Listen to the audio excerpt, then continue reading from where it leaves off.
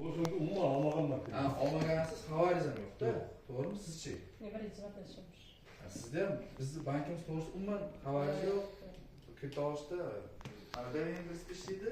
Biladi, shu onlayn bor, keyin hozir uni ham biladi. Lekin to'la-to'kis bankimiz to'g'risida yoki banklarda qanaqa kreditlar to'g'risida xabarlarim ham yo'q.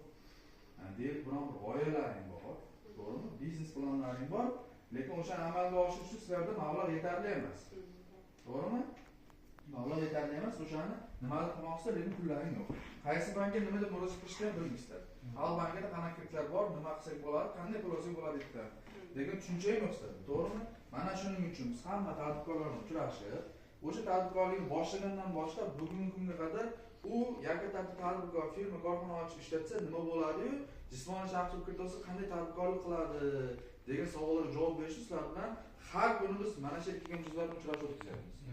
Bundan maqsad sizlarda tadbirkor qilish hamda o'zlaringni, oilalaringda o'zlaring yurgan qo'shimcha bir mashg'ulot bilan shug'ullanib, undan daromad olish. Faqatgina oylik yoki bir ishlayotgan joyingizga kelayotgan daromadga qarab qolmasdan, oilalaringda qo'shimcha oylik olish hamda xonadonlaringda kimdir bo'sh bo'ladigan bo'lsa, uni ish bilan band qilish.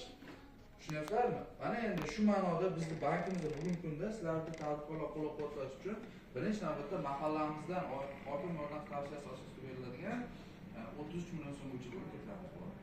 8 oygacha, 7 yilgacha bu yo'nalishga qarab sizlarga imtiyozli kredit beriladi.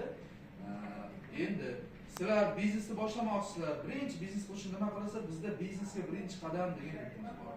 Ya'ni 17 million so'm 24 oyga beramiz. Naqd pulda kassani sanab beramiz.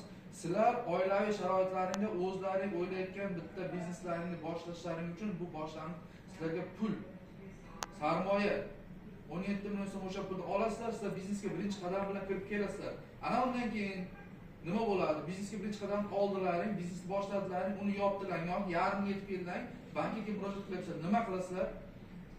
Kelasizlar bankka, hurmatli bankim, men mana biznesning birinchi qadamini bostirdim, yarim yetib keldim, endi men kattaroq biznesni boshladim, yonidan yana uskuna qo'shdim yoki o'sha tovuq bo'ladigan bo'lsa, mana bunaqa qildim, jo'ja ochirdim, oldin tuxumni narsa, endi men tadbirkorlik katta desanang, endi sizlarga nima qilamiz? Moliyaviy ommabop degan 50 million so'mda naqd pulda kredit taklif qilamiz. Mana shu narsa sizlar qo'llanib turibdi. Bu sizlar uchun 50 million so'mgacha naqd pulda beriladi. 36 oygacha 6 oy imtiyoz davri bilan kassadan naqd pulda olasizlar.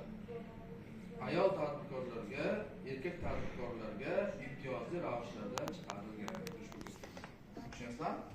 Mana shu pulni olib, vaqtida yopib, foydalansalaring, undan keyin davlat ro'yxatidan yakka tadbirkor, korxona, firma xo'jaligi o'tadigan bo'lsalaring, sizlar uchun 100 million so'mdan 300 million so'mgacha O'zbekiston Respublikasi Prezidentining 312 sonli qarori asosida yangiliklarimiz mavjud.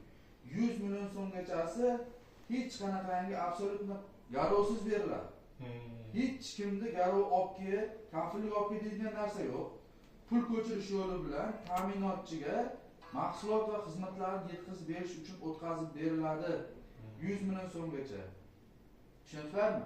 Agarda yo'q, men uni ta'minotchiga o'tkazmayman, olatirgan narsam naqd pulga olaman yoki hisob raqamiga tashlab bersalaring, hisob raqam orqali o'tkazib o'zim olaman deydigan bo'lsalaring, o'zimizni bank ishlab chiqqan moliyaviy ko'mak 100 degan kiritimiz mavjud. Moliyaviy ko'mak 100 kiritimiz 25% dan jismoniy shaxslarga o'z-o'zini band qilgan shaxslarga beriladi. 24% dan korxona davlat ro'yxatidan yakka tadbirkor yoki korxona o'tgan mijozlarga ajratiladi. Bunda sizlar foizni qarzdorlikni pasaytirish uchun uni ishchi o'rin yaratish hisobi foiz pasaytirishingiz bor. Bu qanday bo'ladi? Mana endi siz ochdingiz bitta korxona, mas'uliyat cheklangan jamiyat ochdingiz, unga ikkita qo'shningizni ishchi qilib oldingiz. Sizga biz bank nima qilasiz? Bizga olib kelsangiz, mana hurmatli bankim, men soliqdan ikkita ishchi o'rni kamaytirdim. Ikkita ishchi o'rni oldim. Menga nima xizmat erkinlik berasan desangiz, mana xo'jayin, bitta penoplast ishlab chiqaryapsiz, ikkita ishchi oldingiz.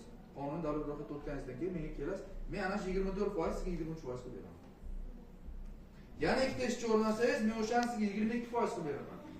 Maqsad nima? Maqsad o'zlaring ochgan tadbirkorlikdan kimnidir, qo'shnilaring, aka-ukalaring, jiyanlaring bekor yuribdi. Shuni ish bilan ta'minlab unga shart beradigan bo'lsalaring, bunda sizlarga davlat bank orqali erkin imtiyoz beradi. Bitta ish o'rni yaratdingizmi 0,3% kechib beradi foizni. Ikkita ish o'rni yaratsangiz 1% kechib beradi. Tushunyapsizlarmi?